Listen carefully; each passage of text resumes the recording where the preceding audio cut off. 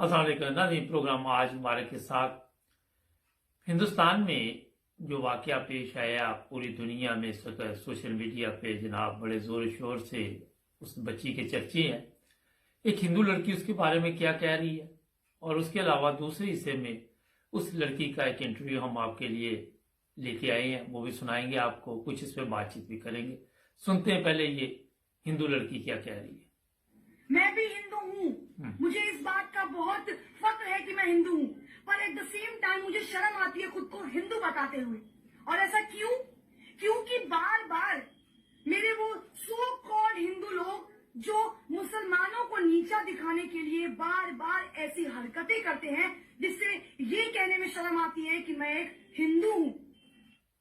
अच्छा, ये छोटा सा मैसेज मैंने आपको इसलिए सुनाया कि आजकल हिंदुस्तान में बड़े जोर शोर के साथ इस बात पे काफ़ी तबसरे भी हो रहे हैं। इंटरनेशनल मीडिया भी इस पर तवज्जो दे रही है, पाकिस्तान के वज़ीर आज़म ने भी तवज्जो दी और भी लोग जो है वो बड़े नारे लगा रहे हैं कि इस बच्ची ने बड़ा कारनामा किया। वाकई बड़ी अच्छी बात है, इतने हिंदू लड़के जो उसकी तरफ आए तो उसने बड़े अच्छे तरीके के साथ अल्लाह अकबर का नारा लगाया। मगर इससे हिंदू बरादरी भी जो समझदार है उनको भी शर्म आ रही है। और इसमें जो सबसे अहम बात है वो ये है कि जिस बंदे में तो थोड़ी बहुत ही शर्म और हिया होगी, जिसको इंसानियत का इल्म होगा, जिसको ये पता होगा कि दूसरों की इज्जत कैसे करनी है और जिसको ये भी पता होगा कि मेरी अपनी इज्जत की क्या कीमत है, ऐसे लोग जो होते हैं फिर वो जाहिर है जिस तरह वो मुसलमान लड़की है और हिंदू लड़कियां भी उसके साथ है और वो कह रही है कि जो भी इस लड़की के साथ है उन लड़कों ने बदतमीजी की या कोशिश की वो गलत है। हमें हिंदू होने के बावजूद इस लड़की का कहना था कि शर्म महसूस हो रही है। अच्छा, शर्म की बात मैं करना चाहता था। जो बात है कि हमारे वज़ीर आज़म साहब ने भी ऐलान किया और पाकिस्तान में अगर आप देखें इस वक्त बात करना इसलिए ज़रूरी है कि पाकिस्तान में भी लोग जो हैं वो मजहबी तौर पर बेशुमार ऐसे हैं जो मुतासर हो रहे। अब थोड़ा सा जायज़ा ले लेते हैं कि हमारे वज़ीर आज़म साहब को हिंदुस्तान में एक मामला उठा, उस पर तो फौरी तौर पर मुझे इत्तला मिली कि कोई नाम भी दिया गया या ऐलान किया गया। और पाकिस्तान में आपने देखा जहां तक भी है जो मजहबी नफरत यहां फैलाई जाती है उसकी तरफ कभी वज़ीर आज़म साहब ने ना तो आज तक कोई बयान दिया ना कोई तवज्जो दी। इसकी क्या वजह है? सोचने वाली बात है। दूसरे के कमजोरियां तो बेशुमार नजर आ जाती हैं। कोई भी आप देख ले बंदा जिसमें कोई गलत चीज होगी वो आपके लिए बड़ा एक उस पर तबसरा करने का मौका मिल जाएगा और फिर जो अपने में कमजोरी होगी वो नजर नहीं आएगी। जो उलमा आज हिंदुस्तान के भी और पाकिस्तान के भी बड़े दावे कर रहे और कोई कह रहा है ये शेरनी है, कोई कुछ कह रहा है। मुझे खुद फख्र है इस बच्ची पे कि बड़ा अच्छा काम किया। मगर देखिए एक चीज ज़हन में रखिए, अगर वहां पे आपको ये लग रहा है कि ये गलत काम हुआ है तो फिर अपने हमारे मुल्क में जो गलत काम हो रहे हैं उन पर भी नजर पड़नी चाहिए। ये नहीं है कि आप दूसरे की गलतियां तो निकालते रहे तो अपने आप कहे कि हम बड़े पारसा है, हमारे यहाँ पे बिल्कुल मजहबी आज़ादी है और झूठ का सहारा ले। यहाँ आपके इल्म में है कि चले एक तरफ अहमदी रख देते हैं, ईसाई जो है वो भी कई दफ़ा जुल्म का निशाना बनते हैं। आपको पता है कि जिंदा भी जला दिए जाते हैं। फिर और भी जो मज़हब के लोग हैं उनको भी कई दफ़ा यहाँ पे भी जो बहुत ही इंतहा पसंद हैं, अपने आप को कहते हैं कि हम बड़े मजहबी हैं और वो भी लोगों को नुकसान और तकलीफ देते हैं। अगर अहमदियों की बात कर लें, क्योंकि ये बड़ी ज़रूरी चीज़ है कि जब अहमदियों के मुतल्लिक बड़े बड़े टीवी चैनल आके बताते हैं कि अहमदियों पे जुल्म हो रहा है तो फिर हमारे वज़रा जो हैं वो आके फिर झूठ बोलना शुरू कर देते हैं। और वज़रा भी वो उनकी हालत ये है कि आए दिन कोई ना कोई नाहल हो रहा है सारी ज़िंदगी के लिए, जिन्होंने खुद जाली पेपर दिए हुए, जिनको खुद इस्लाम का पता नहीं। फैसल वाडा साहब भी कल आपके इल्म में होगा। जब ये जो ये लोग जब जाली पेपर देते हैं उस वक्त इनके जज्बात मजरूर नहीं होते। अभी मैं आपको गारंटी देता हूं कि ये पूरी असम्बली की छानबीन आप करें और फिर देखें क्या निकलता है इनके पास से। इलेक्शन कमीशन को चाहिए कि मुझे जितने भी असम्बली में लोग, ये नहीं कि पीटीआई के है, जो भी है, इनमें आपके कई लोग ऐसे हैं जिन्होंने 2 नंबर तरीके के साथ पेपर जमा कराए होंगे। किसी की जाली डिग्री होगी, किसी का कुछ होगा, किसी का कुछ होगा, किसी ने बिल नहीं अदा किया होगा। और फिर ये लोग जो आके असम्बली में बैठ के तो नारे लगाते हैं कि हम जनाब आप 22 करोड़ लोगों ने हमें भेजा है, तो सबसे बेहतरीन लोग हम हैं जो असम्बली में पहुंचे हैं। तो इनकी हालत का अंदाजा आपको खुद हो जाएगा। मकसद ये है मेरा बात करने का कि पाकिस्तान में अगर आप ऐसे कवानीन बनाएंगे और जिससे लोग मुतासर होंगे, जिस तरह अहमदी हमारे हो रहे हैं, तो फिर वहां आप किस तरह दूसरे मुल्क में जाके ये बात करेंगे जनाब यहाँ इंसानी हकूक का ख्याल नहीं रखा जा रहा, यहाँ पे आप जो है वो नकाब पहनने पर पाबंदी क्यों लगा रहे हैं। ये चीजें आपसे भी तो लोग पूछ सकते हैं ना कि जनाब आपको हिंदुस्तान की तो बड़ी फिक्र पड़ी हुई, तो अपने मुल्क में आप क्या कर रहे हैं? अपने मुल्क में कौन सा ऐसे कवानीन है जिसके तहत लोग जो आजादी की जिंदगी गुजार रहे हैं? हिंदुस्तान हो या पाकिस्तान हो, मैं आपको बताऊं, हर बंदे को आजादी होनी चाहिए, जो मर्जी वो पहने, जो मर्जी खाए, जिस तरह मर्जी अपने मजहब के मुताबिक तबलीग करे। ये तो अब आप पे होता है ना कि अगर उसकी तबलीग में ज्यादा ताकत है, वो अपने ज्यादा दलाइल दे सका, तो जाहिर है फिर वो आपको समझाने की कोशिश करेगा। लेकिन अगर आपके पास भी कुछ होगा तो आप भी तो आगे से जवाब दे सकते हैं। तो डर इसमें किस बात का है? आज पाकिस्तान में जो लोग बेचैन हैं और बहुत ही तकलीफ में जिंदगी गुजार रहे हैं, उनको कोई रास्ता नहीं मिल रहा। मैंने पहले भी इसका जिक्र किया, क्योंकि बार बार करने का मकसद ये होता है कि वहां लोग हमें लिखते हैं यहाँ पे कि हम बहुत परेशान हैं, हमें पता ही नहीं कि इस्लाम क्या है, इन लोगों ने इस्लाम का क्या बना दिया। तो मेरा मशवरा ये है इमरान खान साहब, आप कुछ 3.5-4 साल हो गए हैं, आपको कम से कम जिस तरह पार्लियामेंट में आप बेशुमार कवानीन लेके आते हैं जहां अपोजिशन भी नहीं आती और पास हो जाती है, इतने बिल पास हो गए, 31 हो गए, 32 हो गए, 34 हो गए, 20 हो गए, पता नहीं कितने हो गए, तो उसमें कभी आपने ये गौर किया कि हम आइन को असल हालत में बहाल किया है, ताकि जिस तरह बीबीसी जैसे इदारे और दूसरे चैनल भी है कि वो हमारे खिलाफ प्रोग्राम करते हैं कि यहाँ इंसानी हकूक का ख्याल नहीं रखा जाता। कभी आपने इस पर गौर किया? कभी अपने वजीरों से मशवरा किया, घर में मशवरा किया? या आपको इल्म ही नहीं है? ये तो नहीं हो सकता कि आपको इल्म नहीं है कि क्या क्या जुल्म वहां पे होते हैं। अब इनकी तरबियत की ये हालत है कि रोजाना कोई ना कोई ऐसे रेप के केस सामने आ रहे हैं जो इज्तिमाई ज्यादती का शिकार बन रही लड़कियां।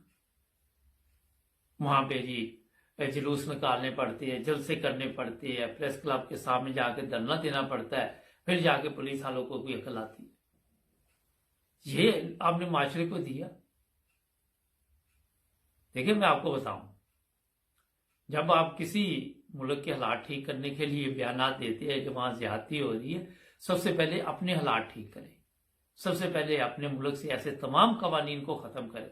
अब आप देखें पासपोर्ट पे आपने मजहब का खाना लिखा हुआ है, और किस मुल्क में है मुझे बताएं जरा। यहां मैंने कई दफा जिक्र किया, जो उलमा आज बड़े बता रहे हैं, इनको खुद ही देखना चाहिए कि ये कौन सी तालीम वहां दे रहे लोगों को, कौन सा सबक दे रहे। इसलिए सबसे पहले अपने घरों को दुरुस्त करना पड़ता है, फिर आपकी बात भी को सुनता है। अब इंडियन मीडिया इस वक्त ठीक है, मुसलमान चैनल जो है वो लड़की की हिमायत में बोल रहे हैं, लेकिन क्या उनको नहीं पता कि पाकिस्तान में भी जुल्म और ज्यादती होती है? इसलिए हिंदुस्तान से भी ऐसे कवानीन जो बन रहे हैं उनको नहीं बनना चाहिए। लोगों को आज़ादी राय का हक होना चाहिए, आज़ादी से जो जिस मजहब का है उसके मुताबिक उसको जिंदगी गुजारने का हक मिलना चाहिए। आप किसी को जबरदस्ती ये नहीं कह सकते कि आप ये पहन के आप वो पहन के। अगर वहां पे आपने एक यूनिफॉर्म अगर हिंदुस्तान में यूनिवर्सिटी या कॉलेज में है तो उसको नकाब पहनने की तो इजाजत होनी चाहिए ना। आप इंग्लैंड में देखें, नकाब पहन के लड़कियां काम भी कर रही हैं, कॉलेज भी जा रही, स्कूल भी जा रही। क्या ये हिंदुस्तान या पाकिस्तान इन्होंने ज्यादा तरक्की की इंग्लैंड से? कोई किसी को नहीं कहता। ऐसे भी केस सामने आए हैं कि जनाब इसने नकाब पहना हुआ था, इसे नौकरी से निकाल दिया, बाद में अदालत ने उसके हक में फैसला दिया। अभी नकाब पहना हुआ तो उसकी एक जाती मसला ही मजहब, अगर वो अपने बाल और चेहरा छुपाना चाहते हैं, मगर आपका काम तो दयानतदारी से कर रहे हैं। आपको तो इससे दिलचस्पी होनी चाहिए कि ये बच्चे तालीम के मैदान में तो आगे जा रहे हैं ना कि आपको ये दिलचस्पी होनी चाहिए कि ये पहन के क्या है। ठीक है, आपकी यूनिवर्सिटी या कॉलेज के कवानीन है, मगर उसका ये मतलब तो नहीं है कि आप जबरदस्ती ऐसे कवानीन बनाते रहे। जो चीजें बड़े लोग करते हैं इनमें ऐसी भी एक चीज होती है कि ये फितना फैलाने की कोशिश करते। इनका मकसद कोई सलाह नहीं होता। तो मैं पाकिस्तान के लोगों को और हिंदुस्तान के लोगों को यही कहूंगा कि हमें अपने आप को ठीक करना चाहिए, हर मजहब का एहतराम करना चाहिए। अगर आप किसी के मजहब का एहतराम करेंगे तो आपके मजहब का भी कोई एहतराम करेगा, वरना यहाँ पे तो आपको पता ही मुकाबले चलते हैं। एक ब्रेक लेते हैं, ब्रेक के बाद लड़की का इंटरव्यू हमारे पास है, वो आपको सुनाएंगे और बातचीत होगी। जुड़े रहिए हमारे। जी नाजी, ब्रेक के बाद आपकी खिदमत दोबारा से सुनते हैं। हो रहा था कॉलेज के पास, तो आपको पता था कि वहाँ बहुत भीड़? नहीं मुझे कुछ नहीं पता था। मैं एज यूजुअल जैसे कॉलेज को जाती हूँ मैं वैसे ही गई। वहाँ मुझे बाहर से अटैक कर मतलब ऐसे ग्रुप बना के खड़े थे कि तू कॉलेज बुरखे के साथ कॉलेज के अंदर नहीं जाएगी, अगर तुझे कॉलेज जाना है तो बुरखा और जो हिजाब है वो काट के तू अंदर जा, या तो तुझे बुरखे में रहना है तो तू वापस घर चली जा। तो मैं अंदर आ गई। फिर मैंने सोचा कि मैं चुप चले जाऊंगी, लेकिन वहाँ इतने स्लोगन सुना रहे थे सब, बुरखा काट और जय श्री राम ऐसे कुछ बोल रहे थे। सो तब मैंने आवाज काटी। तो आपको लेके अंदर चले गए? हाँ, अंदर चले गए। तो उसके बाद क्या हुआ? उसके बाद वही मैं गई, मैंने सोचा कि मैं क्लास के अंदर चले जाऊंगी ऐसे ही करके, लेकिन वो लड़के मेरे पीछे आ रहे थे जैसे कि वो सब अटैक कर रहे थे। 40 मेंबर्स थे, मैं अकेली थी।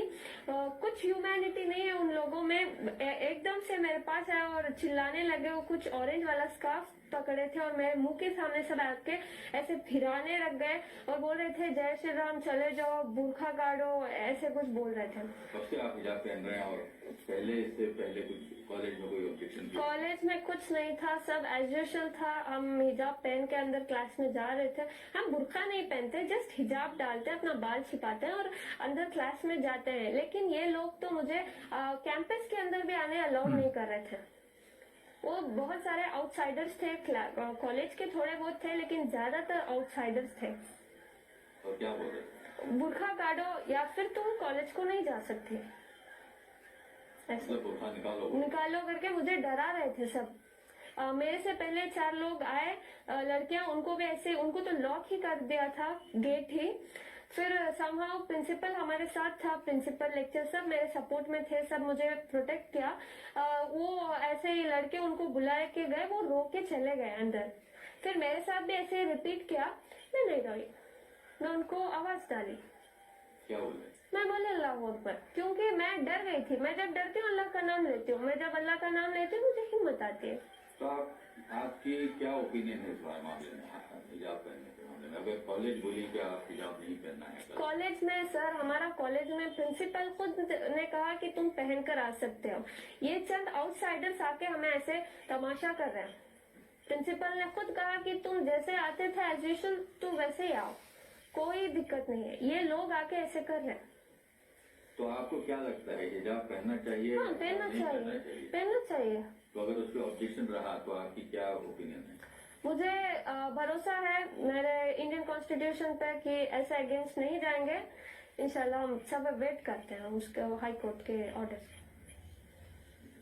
तो आप क्या समझते हैं कि क्या लड़कियां अब जो हो रहा है सब तरफ, जो हिजाब वर्सेस सैफरन शॉल वगैरह, वो ठीक है क्या? उससे कुछ आपके रिलेशनशिप जो दूसरे स्टूडेंट थे आपके सर देखो मैं हम्बल रिक्वेस्ट करती हूँ, मैं कुछ इधर कैस्टिज्म नहीं कर रही कि हिंदू या मुसलमान, मैं सिर्फ अपने एजुकेशन को, अपने राइट के लिए खड़ी हूँ, क्योंकि हमें एजुकेशन में ही बढ़ने नहीं दे रहे लोग, अंदर ही नहीं जमा रहे, क्योंकि जस्ट बिकॉज हम ये हिजाब पहनकर हैं, ये तो मतलब हम सालों से पहन रहे हैं, अभी अभी नहीं पहन रहे। ये लोग अभी अभी डाल के ऐसे बोल रहे हैं कि तुम अगर ये पहन के आए तो हम ये पहन कर आएंगे। मेरे कॉलेज में तो बॉयज खड़ के प्रिंसिपल को बोल रहे हैं अगर ये बुर्खा नहीं काटे तो हम ये भी नहीं काटेंगे, और फेटा कुछ डाल के आए, बोले अगर ये लोग ऐसे पहन कर आएंगे तो हम भी ऐसे ही आएंगे। हमें कोई दिक्कत नहीं है, वो ऐसे आए वैसे आए, हमें बस हिजाब का अलाउड है बस। तो आपको अगर वो केसरी शॉल पहन के कुछ हमें क्या है सर, वो कैसे भी आए, हमें कुछ परवाह नहीं, हमें बस एजुकेशन चाहिए, दैट्स इट। हमारा प्रिंसिपल हमारे साथ है, लेक्चर हमारे साथ है, ये सिर्फ आउटसाइडर्स आके ये तमाशा कर रहे हैं, दैट्स इट। तो अगर कल हाईकोर्ट बोले कि आप हिजाब नहीं बोले जा सकते हैं तो आप क्या करेंगे? नहीं बोलेगे सर, भरोसा है, Indian constitution will not go against the religion, so we have a trust on them. तो सारे सोशल मीडिया पे आपकी बहुत तारीफ हो रही है क्योंकि आप इससे आप अकेले थी कल कॉलेज में, तो उसके बारे में आप क्या कहना चाहेंगे? इतना प्यार दे रहे हैं, इतना हिम्मत दे रहे हैं, बहुत बहुत शुक्रिया सबका। नाज़रीन, एक चीज बच्ची ने जो बड़ी अहम बताई कि तालीम बहुत ज़रूरी है और हमारे इल्म हासिल करने दिया जाए, परेशान ना किया जाए, मकसद ये था इसका बताने का। और उसने तारीफ भी की प्रिंसिपल की और जो भी दूसरे अमले के लोग थे। तो जब अच्छे इंसान वहाँ पे मौजूद होते हैं तो कोई किसी की तरफ आंख उठाकर नहीं देख सकता। यहाँ हर तरफ आपको बुरे लोग मिलेंगे। मुझे ऐसी भी सोशल मीडिया पे वीडियो देखने को मिली हिंदुस्तान से, जहाँ बच्चियों ने हिजाब पहना हुआ था तो उनके ऊपर पानी फेंका गया, गंद फेंका गया। ऐसे भी लोग सामने आए, मुसलमान जिन्होंने दाढ़ी रखी हुई थी तो उनकी दाढ़ी की भी बेहुरमती की उन लोगों ने। माशरे में हर तरह के लोग होते हैं, मगर तारीफ अच्छे लोगों की होती है। आज हिंदुस्तान को जिस जिल्लत और रसवाई का सामना करना पड़ रहा है सोशल मीडिया के जरिए या दूसरी मीडिया ने भी आवाज उठाई है, क्या इससे हिंदुस्तान की इज्जत में कोई चार चांद तो नहीं ना लगे? जिल्लत नजर आ रही हर तरफ, मगर जो लोग अच्छे हैं उनकी तारीफ भी की जा रही है। इसी तरह जिस तरह आप चाहते हैं कि हमारी इज्जत माशरे में हो, हमारे मुल्क की भी इज्जत हो, तो फिर ही जिंदगी का मजा आता है। चाहे वो हिंदुस्तान हो, चाहे पाकिस्तान हो, चाहे कोई भी दुनिया का मुल्क हो, उसके शहरियों को चाहिए कि अपने मुल्क की इज्जत की खातिर अपने जो लोग हैं उनकी इज्जत करें, उनका एहतराम करें। कोई पुराना दौर नहीं कि किसी को पता नहीं चलेगा। आपके सामने देखा, अब वो हिंदू जो लड़के थे, मैं उनको कोई ऐसी बात नहीं कहूँगा जिस तरह सोशल मीडिया पे कही जा रही। शायद उनकी आप जब उनको ताने और जुगते और ये चीज़ें लगाएंगे तो वो और बिगड़ जाएंगे। उनको भी मोहब्बत और प्यार के साथ समझाना चाहिए कि जो रास्ता आप अख्तियार कर रहे हो वो ठीक नहीं है। ये बड़े बड़े यहाँ पे आके बयानात जो लोग दे रहे हैं, मैंने देखा सोशल मीडिया, वो खुद भी मजहब के मुताबिक नहीं चल रहे। अगर हिंदू मजहब के लोगों ने इस लड़की को नीचा दिखाने की कोशिश की है तो हमारे लोग अब हिंदुओं को नीचा दिखा रहे, ये भी मुनासिब तरीका नहीं है। देखिए, किसी को भी आपने तब्दील करना है, किसी के अंदर भी आपने चाहते हैं कि वो तब्दीली आ जाए, तो उसे मोहब्बत और प्यार के साथ आपको डील करना पड़ेगा। जिस तरह नबी पाक सल्लल्लाहु अलैहि वसल्लम के ज़माने में आपके इल्म में है कि एक औरत उन पर गंदगी फेंकती थी, मगर क्या उनका सलूक था, ये एक नमूना होता है जिससे सबक हासिल करना चाहिए। तो मैं ऐसे तमाम दोस्तों को, ऐसे तमाम जो भी हमारा चैनल देखने वाले हैं, उनको ये कहूँगा कि हमें फिर भी सब्र और तहम्मुल के साथ उन लड़कों को अच्छे तरीके के साथ बताना चाहिए, ना कि उनको गालियां देनी शुरू कर दें। हमारा मजहब तो ये नहीं कहता कि किसी को गाली दो। तो इन चीज़ों से बड़ी एहतियात करनी चाहिए। एक बात उस बच्ची ने बड़ी अच्छी कही कि इंसानियत, इन लोगों को नहीं इल्म, बेशुमार दुनिया में ऐसे लोग हैं, यानी कि ये पाकिस्तान हिंदुस्तान में मैक्सिको चले जाएं और ममालिक में भी चले जाएं, वहाँ भी किसी को कत्ल करना हो या और भी जगह पे हर किस्म के लोग हैं, तो उनको पता नहीं होता कि इंसानियत क्या है। और जब आपको समझ आ जाएगी कि एक इंसान की क्या कीमत है, क्या कदर है, तो वहां पे आप अपने आप को भी तब्दील कर सकते हैं और दूसरे लोगों को भी तब्दील करने की कोशिश कर सकते हैं। मगर जब तक आप अपने आप को तब्दील नहीं करेंगे, दूसरे को कैसे तब्दील कर सकते? तो इसलिए बड़ी एहतियात के साथ सोशल मीडिया का इस्तेमाल करें। मैं कल से देख रहा हूं कि मुख्तलिफ नाम दिए जा रहे हैं उन लड़कों को, ये भी मुनासिब नहीं है। उनकी तरबियत अगर लोगों की चाहते हैं, अगर किसी ने आपके साथ बुरा किया है तो आप अगर उसे मोहब्बत के साथ समझाएंगे तो फिर ही फर्क पड़ेगा। वरना ऐसा भी होता है कि फिर ये जो आग जो मजहबी तौर पे लगाई जाती है ये फैल जाती है और जहाँ जिदबाजी आ जाती है वहाँ पे फिर कई और भी मसाइल सामने आते हैं, जिससे जानी नुकसान भी होते हैं, लोगों के घरों को भी बर्बाद कर दिया जाता है, लोगों को भी नुकसान पहुंचाया जाता है।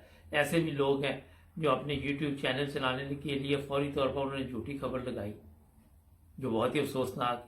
उसमें कहा गया जी उस लड़की को नुकसान पहुंचाया गया, उसके घर को। शर्म आनी चाहिए, ऐसे लोगों को ख्याल करना चाहिए इन चीज़ों का। मैं अपने जो भी इमरान खान साहब है या हिंदुस्तान के जो वजीर आज़म है मोदी साहब, उनको यही गुजारिश करूंगा कि इन ममालिक में ऐसे कवानीन ना बनाएं, ऐसी चीज़ें ना लाएं जो एक दूसरे के म्यार को ऊपर नीचे करें। एक म्यार होना चाहिए सब लोगों के लिए, एक कवानीन होने चाहिए और आज़ादी राय का हक होना चाहिए। जब आप मुख्तलिफ सूबों में अपने अपना कानून बनाना शुरू कर देंगे तो वो फिर एक सूबे से दूसरे सूबे तक लोगों को, फिर फारग लोगों को और कोई काम नहीं होता।